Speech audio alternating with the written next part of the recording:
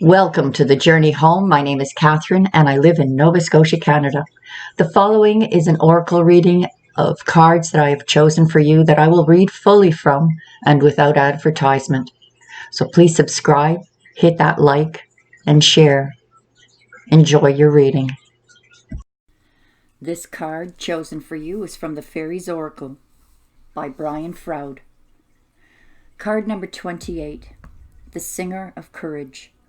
Bravery, sublimation of fear, moral strength. Someone once said that courage is not the absence of fear, but that which enables us to experience fear and not be stopped by it. It is also what enables us to do what we believe to be right, even when there is pressure from others around us to do otherwise. It is what enables us to go ahead into the unknown or the perilous, where there are no guarantees of safety or security. In our lives, we are often, even constantly, confronted with a new world, a new way of being in the world, a new way of seeing and of being seen. Ordinary living takes courage, and to rise above the ordinary into the extraordinary takes even more courage. One of the keys to courage is to consider the fear and find a way to let the energy of the fear itself power the action. That is true courage. Often people think of courage as being part of high heroism. It is, but it is also has its quiet, hidden side as well. And that may require greater courage because we cannot expect the rewards of praise and approval for it. For example, no courage is needed to be unhappy and self-pitying. We do not need to be self-disciplined or wise for that. However, to open our hearts to the risks and vulnerability of joy and trust requires all of those things, especially courage. Within each of us, there is the terrified inner mouse, and there is the brave inner hero. Either part of us can take over from the other. We get to choose which is in charge. The mouse is a magician with only one trick. It can cast an illusion that is as big as an elephant. Then fear nearly overwhelms us. But we still have a choice. Learning to live with and manage the reactive animal within involves transforming emotions like rage and fear into courage through self-discipline and the help of the Singer of Courage. The message here for you is that most people have decided by the age of 3 or 4 what they must do in order to survive. From this decision, this belief about how the world is, most of our fears and self-limitations grow. Have we the courage to discover and break through these limiting beliefs, awaken to greater possibilities, and go for our objectives? We need to transcend our fears and accept the gift of courage. As a warning, when the song of courage has grown faint and we feel overcome by fear and self-doubt, the questions we need to ask ourselves begin with, what am I really afraid of? Quite often, deep soul searching enables us to discover that our true fears are hidden behind our false fears.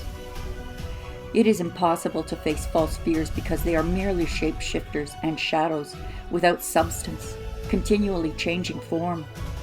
Facing a real fear is much easier because it doesn't keep changing the rules and moving the goalposts.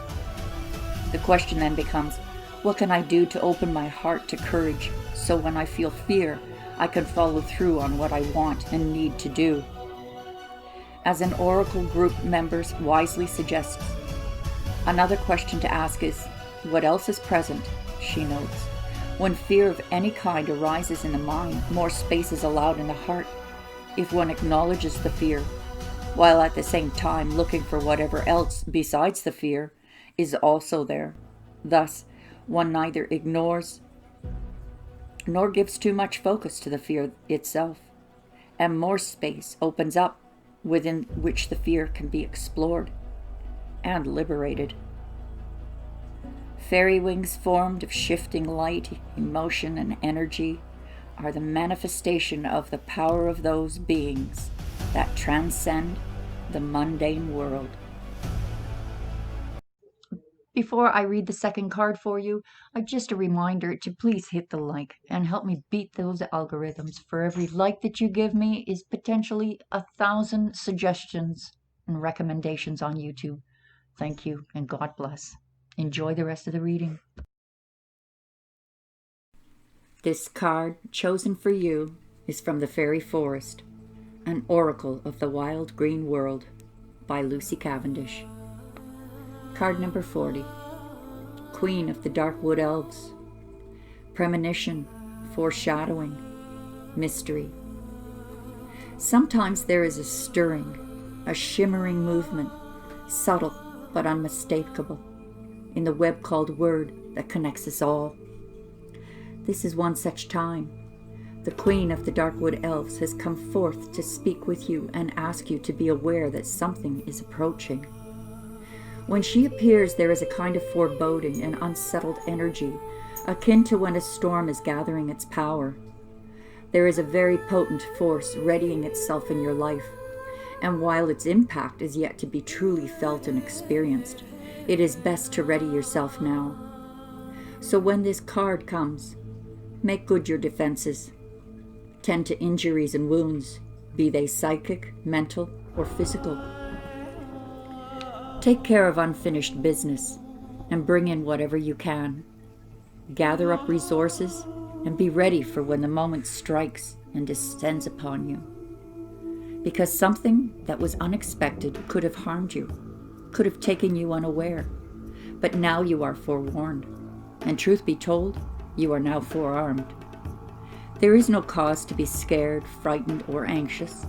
This card indicates that you have time to prepare, grow stronger, and meet whatever it is that is coming face on. You will move through the time you are now warned of, and you will be even stronger due to the challenge. But make no mistake, there is a challenge coming, and you can now prepare to minimize its impact and ride out the intense wave of energy it brings into your life.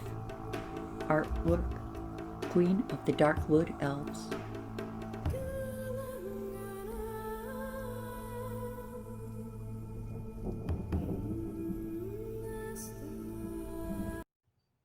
If you're still here, thanks for listening to this oracle reading.